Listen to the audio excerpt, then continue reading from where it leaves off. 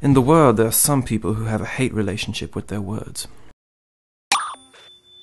Of these people, there is a fraction that suffer from hippopotamonstrossequipedaliophobia.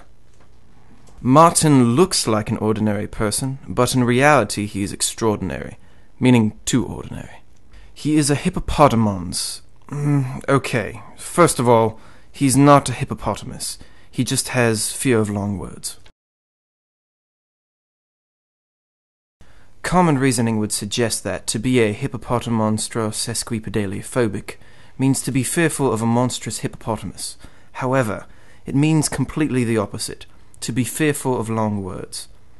Words like honorific abilitudinatibus, fluxinehalnephilippification, numino-ultramicroscopic silico-volcanoconiosis, or hippopotamonstrossequipedaliophobia are only a few examples that create anxiety in hippopotamonstrossequipedaliophobics.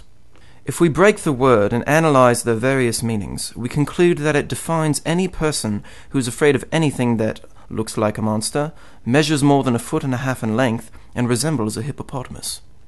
There are people with phobias that don't have names. The phobias, not the people. 'Cause the people do have names. For example, John is afraid of cotton balls. I can't stand the crackling noise when you pull them apart. I feel chills in my skull. Let's illustrate. But nothing compares to the people who suffer from hippopotamonstrosphobia, or however you say it. In the year 1969, one such case was documented. Eyewitnesses recall a lonely Englishman in the streets of London who displayed symptoms of this terrible phobia.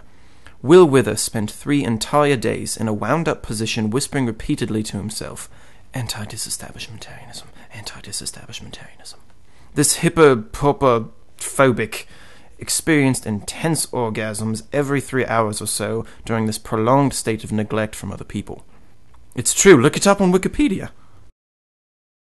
Another little-known example surfaced in rumors from the deep jungles of Santa Marta, Colombia.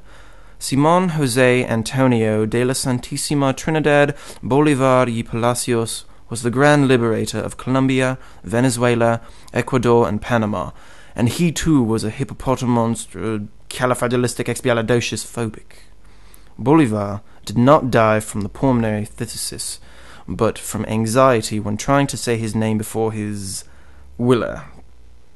The person who writes your will. Yes.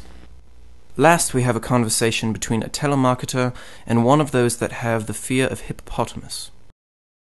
This conversation is a property of the United States acquired under the Homeland Security Act of 2002 wiretapping service. Disclosed are the terms of use. Divulging this information is a federal crime and may result up to 30 years in prison. No batteries included.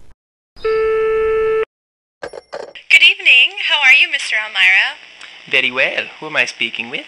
I'm calling from Sensual Beauty. Can I interest you in our special Sensual Beauty lip gloss? No thank you. I'm not interested. Or perhaps may you be interested in Plus Ultra lipstick for men? I said I'm not interested. Thank you.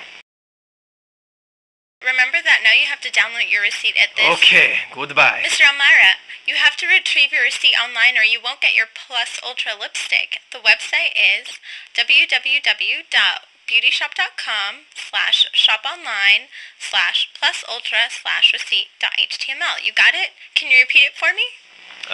Beauty shoe, beauty shoe. No thanks, I don't want to. Why not? It's that I'm a hippopopo, monstrosesky, no.